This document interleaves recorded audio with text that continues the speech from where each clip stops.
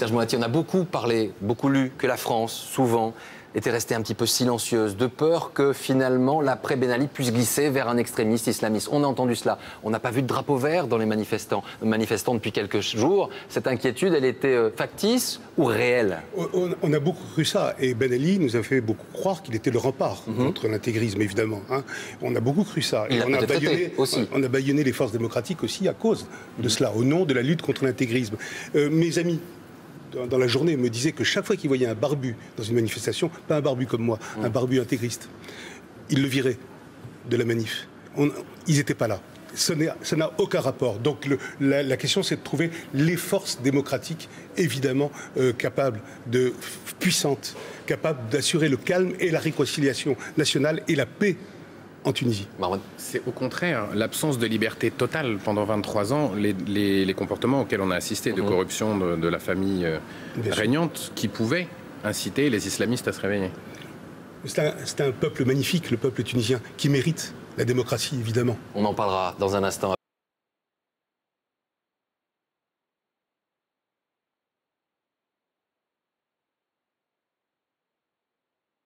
Voilà, et c'est de ce geste désespéré qu'est née la révolte, qui a abouti à la grande manifestation qui a conduit elle-même, ici même, au départ précipité du président Ben Ali. Ici même, c'est-à-dire l'avenue Bourguiba, les Champs-Élysées de Tunis, qui sont encore partiellement bouclés par l'armée. Pourquoi? Eh bien parce qu'il y avait encore quelques heures des tireurs embusqués sur les toits. 2 d'entre eux ont été tués. Il y a beaucoup de nervosité, il y a beaucoup de soldats. On a assisté il y a quelques secondes à une arrestation assez musclée qui s'est révélée finalement être une fausse alerte.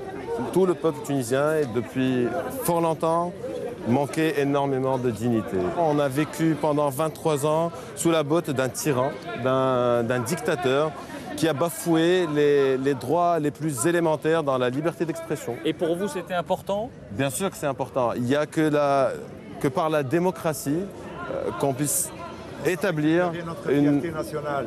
On a récupéré notre fierté nationale. Voilà, c'est le peuple qui parle. D'établir un gouvernement d'unité nationale. Vous y croyez? Bien sûr qu'on y croit. Tous les jeunes Tunisiens y croient. Et même si ça n'arrive pas cette fois-ci, on ressortira dans les rues pour réclamer notre droit et notre dû.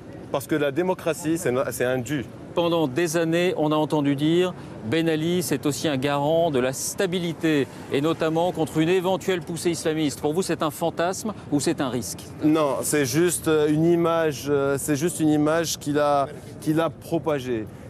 Nous, il y a un seul garant pour ça, c'est la démocratie. Alors précisément, ce fameux risque islamiste, exagéré ou pas, il faut bien dire que pour l'instant, il n'y a aucune formation islamiste. Nous sommes tout simplement allés recueillir la parole de musulmans, pas des islamistes, des musulmans pratiquants à la sortie d'une mosquée. Regardez ce reportage d'Hakim Abdelkalek et Antoine Morel.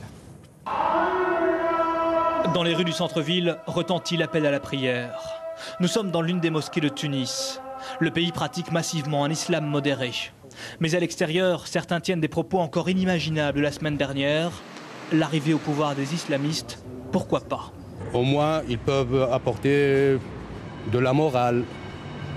Parce que, sincèrement, les générations les plus récentes dérivent un peu. Si on exclut les communistes, c'est ça, et les personnes qui ont un fondament islamique, c'est comme si on remet la dictature. Pendant 23 ans, le règne de Ben Ali a réduit au silence les islamistes. Mais voilà que Rached Ghannouchi redonne de la voix. Exilé depuis 1989, ce chef d'un parti islamiste jusqu'à présent interdit a annoncé qu'il rentrerait bientôt en Tunisie. Pour ces Tunisiens non pratiquants, il ne sera pas le bienvenu. On veut une liberté totale et c'est à nos devoirs, quoi. Si on veut faire la prière, on fait la prière. Si on veut prendre l'apéro, on prend l'apéro. Les islamistes, épouvantail de la vie politique tunisienne, pas sûr. Les partis fraîchement arrivés au gouvernement prônent le dialogue avec eux. Nous voudrions discuter avec eux. Ils ont été victimes de l'ancien régime. Ils ont fait l'objet de procès inéquitables. Mais il n'en demeure pas moins qu'on a aussi des questions à leur poser. Tous les Tunisiens s'accordent aujourd'hui sur un point. Ils ne laisseront aucun mouvement confisquer leur révolution.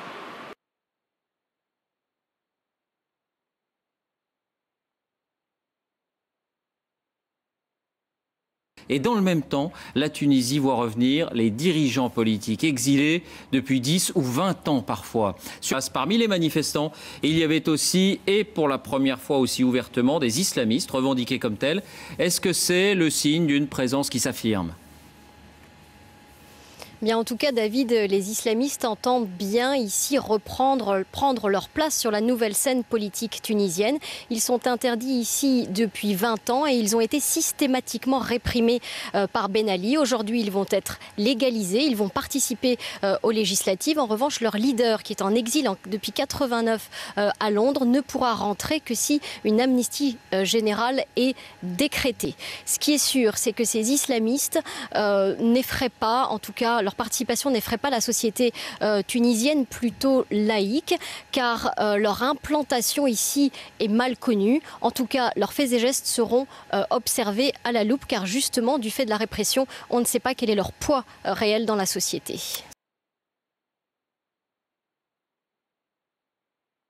La récente visite de Nicolas Sarkozy au Vatican, le président était allé début octobre voir le pape Benoît XVI pour apaiser les tensions sur la question des Roms justement, mais ces signes de croix lors d'une messe ont choqué en France le camp laïque. Le ministre de l'Intérieur est interpellé cette semaine dans l'hémicycle, on l'écoute.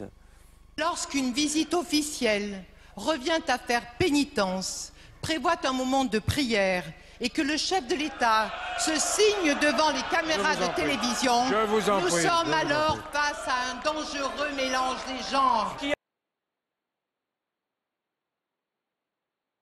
Mais à l'extérieur, certains tiennent des propos encore inimaginables de la semaine dernière. L'arrivée au pouvoir des islamistes, pourquoi pas? Au moins, ils peuvent apporter de la morale,